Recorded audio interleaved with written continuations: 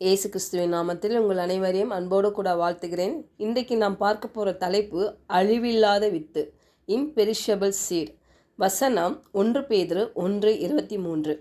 அழிவுள்ள வித்தினாலே அல்ல, என்றென்றைக்கும் நிற்கிறதும் ஜீவனுள்ளதுமான தேவ வசனமாகிய அழிவில்லாத வித்தினாலே மறுபடியும் ஜனிப்பிக்கப்பட்டிருக்கிறீர்களே. பாருங்க, நாம் சிருஷ்டிக்கப்பட்டிருப்பதற்கான தேவனுடைய நோக்கம் நமது ஆவிகள் அவரை நோக்கி உயிரோட்டமாக இருக்கும்போது மட்டுமே முழுமையாக நிறைவேறுகிறது இல்லையா? இப்போது பாவம் மக்களிடையே ஆவிக்குரிய மரணத்தை உண்டாக்கியது. எபேசியர் 2:1-3 பார்த்தீங்கன்னா இதை பார்க்க முடியும் இல்லையா? நம்ம ஆவிக்குரிய மரணத்தை உண்டாக்கியது போல மக்களுடைய பாவம் இயேசு கிறிஸ்துவில் உள்ள ரட்சிப்பு ஆவிக்குரிய ஜீவனை வழங்கியுள்ளது தான் சத்தியம்.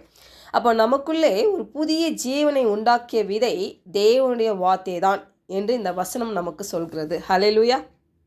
தீத்து 3:5 பார்க்குறோம், நாம் செய்த நீதியின் கிரியைகளின் நிமித்தம் அவர் நம்மை ரட்சியாமல் தமது இரக்கத்தின்படியே மறு ஜென்ம முழுக்கினாலும் பரிசுத்த ஆவியினுடைய புதிதாக்குதலினாலும் நம்மை ரட்சித்தார். அப்போது பரிசுத்த ஆவியானவரின் வல்லமையால் உங்களை மென்னையும் மறுபடியும் பிறப்பித்திருக்கிறார். அப்போ தேவனுடைய புதிய சிருஷ்டிப்பின் அங்கத்தினராக நம்மை உருவாக்கியிருக்கிறார், நம்மை இணைத்திருக்கிறார். 2 கொரிந்தியர் 5:17 நம்ம பார்க்கும் பொழுது, இப்படி இருக்க ஒருவன் கிறிஸ்துவுக்குள் இருந்தால் புதிய சிருஷ்டியாக இருக்கிறான், பழையவைகள் ஒளிந்து போயின, எல்லாம் புதியதாகின. அப்போ நாம் புதிய சிருஷ்டிகளாய் இருக்கிறோம். தேவன் தலையாக இருக்கிறார், கிறிஸ்து தலையாக இருக்கிறார், நாம் அவருடைய அவயங்களாக இருக்கிறோம் இல்லையா?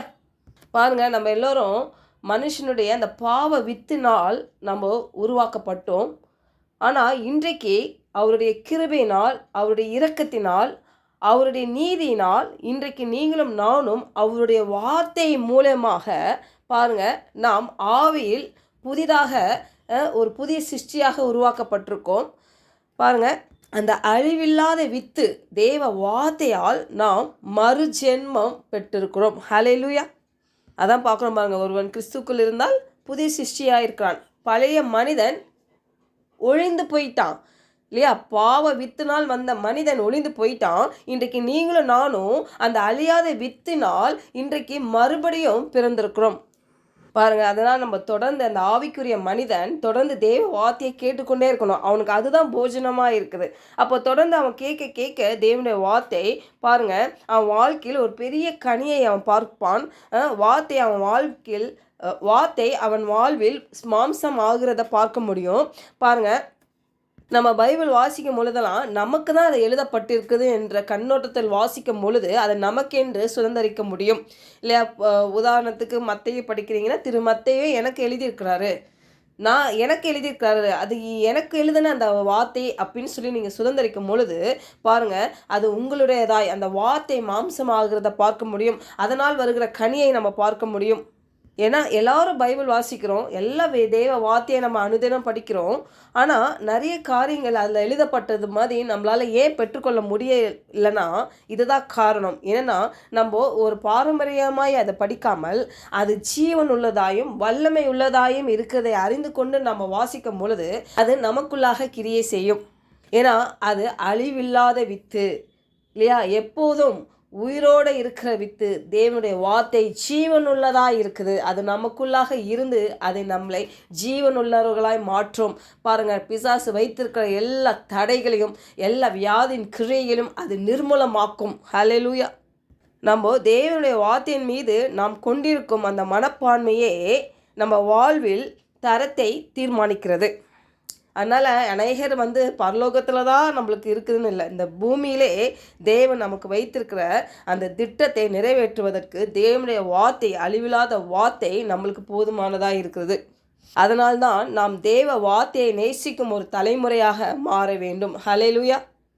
அநேக ஊழியக்காரர்கள், பெரிய பெரிய ஊழியக்காரர்கள்லாம் சொல்லியிருக்கிறத நான் கேட்டிருக்கேன். அவங்க சொல்லுவாங்க, வேதாகமம் ஃபுல்லாக அவங்க படித்தாலும் அவங்களுக்கு படித்ததில் ஒரு வார்த்தை அவங்க வாழ்க்கையை தலைகீழாக மாற்றி விட்டது, அந்த ஒரு வார்த்தையை அவங்களை உயர்த்தி விட்டது, அந்த ஒரு வார்த்தை அவங்க தேவைகளை சந்தித்து விட்டது என்று சாட்சியாக சொன்னதை நான் கேட்டிருக்கிறேன். அதே மாதிரி தான் இன்றைக்கு நீங்கள் கேட்டுக்கொண்டிருக்கிற வார்த்தைகள், ஏதாவது ஒரு வார்த்தை உங்கள் வாழ்க்கையை மாற்றும். ஏதாவது ஒரு வார்த்தை உங்களுக்கு தேவன் வைத்திருக்க திட்டத்தை நிறைவேற்றுவதற்கு போதுமானதாக இருக்கும். ஹல்லேலூயா.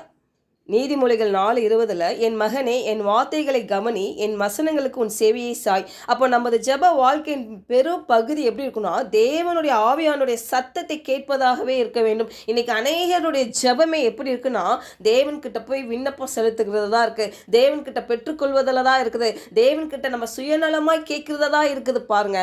ஆனால் என்றைக்கு அவருடைய சத்தத்தை நாம் கேட்க ஆரம்பிக்கிறோமோ நம்ம வாழ்க்கை மாறும், நாம் மாறுவோம். ஹல்லேலூயா. பாருங்க, இயேசு கிறிஸ்துக்குள்ளாக தேவ அபிஷேகம் இருந்தது இல்லையா? பாருங்க, அவர் சொல்றார் பேதுருவிடம் வா என்று ஒரே வார்த்தை சொல்றாரு, அவன் தண்ணீர் மேலே நடக்கிறான். அதே மாதிரி லாசரு இறந்து 4 நாட்கள் ஆகுறது, அவர் பாருங்க ஒரு 3 வார்த்தைகள் தான் சொல்லுகிறார். லாசருவே வெளியே வா என்று சொல்லுகிறார். இறந்த மனிதன் பாருங்க உயிரோட வருகிறான். பாருங்க, நம்ம எல்லோருக்கும் ஒரு மனிதன் இறந்து விட்டான் என்றால் அவன் வாழ்க்கை முடிந்து விட்டது, அதோடு முடிஞ்சது சாப்டர்னு நம்ம நினைக்கிறோம். ஆனா தேவனுக்கு பாருங்க ஒரு மனிதனை, செத்த மனிதனை உயிரோடு எழுப்புறது எப்படி தெரியுமா இருக்குது? ஒரு தூங்குகிற மனிதனை எழுப்புகிறது போல எழுப்புகிறார். ஹல்லேலூயா. பாங்க, அவருடைய வார்த்தை எவ்வளவு வல்லமை உள்ளதா இருக்குது. அந்த உயிர்த்தில் அந்த வல்லமை அவருக்குள்ளாக நிரம்பி இருக்கிறதுனால தான் பாருங்க அவர் சொன்ன வார்த்தைக்கு மறுஷணமே பாருங்க அது வேலை செய்கிறது. இன்றைக்கு உங்களுக்கும் எனக்கும் கூட அப்படிப்பட்ட வல்லமையினால் தேவன் நிரப்பியிருக்கிறார். அநேகர் அதை நம்ம அறியாததுனால தான் நாம் அற்புதங்களை அதிசயங்களும் காணாமல் இருக்கிறோம். இன்றைக்கு நாம் தீர்மானிப்போம், அந்த ஜீவனுள்ள வார்த்தையை நான் படிக்கும் பொழுதோ கேட்கும் பொழுதோ இல்லை தியானிக்கும் பொழுதோ அது எனக்குள்ளாக ஜீவன் பாய்கிறது, எனக்குள்ளாக அது ஜீவன் பாய்கிறது. நம்ம விசுவாசம் உள்ளவர்களாக இருப்போம். ஹல்லேலூயா. ஏன்னா நீங்களும் நானும் அழிவில்லாத அந்த வித்தினால் மறு ஜென்மம் பெற்றிருக்கிறோம். இன்றைக்கு அந்த வித்து நமக்குள்ளாக வேலை செய்து கொண்டிருக்குது. நம்ம ரத்த அணுக்களில் அந்த வித்து வேலை செய்து கொண்டிருக்குது. ஹல்லேலூயா. நம்ம ஒவ்வொரு வாட்டியும் அவருடைய சரீரத்தையும் அவர் ரத்தத்தையும் நாம் பானம் பண்ணும் பொழுது இந்த சரீரம் அவருடையதாக இருக்கிறது. பாருங்கள், அவருடைய வார்த்தையை நாம் உட்கொள்ளும் பொழுது அந்த வார்த்தை வல்லமை உள்ளதாய் அது வெளியரங்கமாகிறது. ஹல்லேலூயா. ஜெபிக்கலாம். பரலோக தகப்பனே, இந்த காலை வேளையில் எங்களோடு நீர் இடைப்பட்டதுக்காக உமக்கு நன்றி செலுத்துகிறோம் கர்த்தாவே. அழிவில்லாத வித்து ஆண்டவருடைய வார்த்தையை நாங்கள் தியானித்தோம். அப்படியாக ஆண்டவருடைய வார்த்தையை நாங்கள் தியானிக்கும் பொழுது, கேட்கும் பொழுது, படிக்கும் பொழுது, வாசிக்கும் பொழுது எல்லா நேரங்களிலும் ஆண்டவரே அந்த வார்த்தை ஜீவன் உள்ளதாய் வல்லமை உள்ளதாய் எங்களுக்குள்ளாக அது வெளிப்படும்படியாக ஆண்டவரே எங்கள் வாழ்க்கையில் நீர் வைத்திருக்க திட்டத்தை நிறைவேற்றுவதற்கு அந்த ஒரு வார்த்தை போதுமானதாக இருக்கு என்று நாங்கள் விசுவாசிக்கிறோம் கர்த்தாவே. எங்களை வார்த்தையினால் நிரப்பி ஆண்டவரே நாங்கள் கனி தருகிறவர்களாய் இந்த பூமியில் உம்முடைய நாமத்தை மகிமைப்படுத்துகிறவர்களாய் நாங்கள் விட்டுக் கொடுக்கிறோம். இயேசுவின் நாமத்தினால் ஜெபிக்கிறோம் நல்ல பிதாவே. ஆமென்.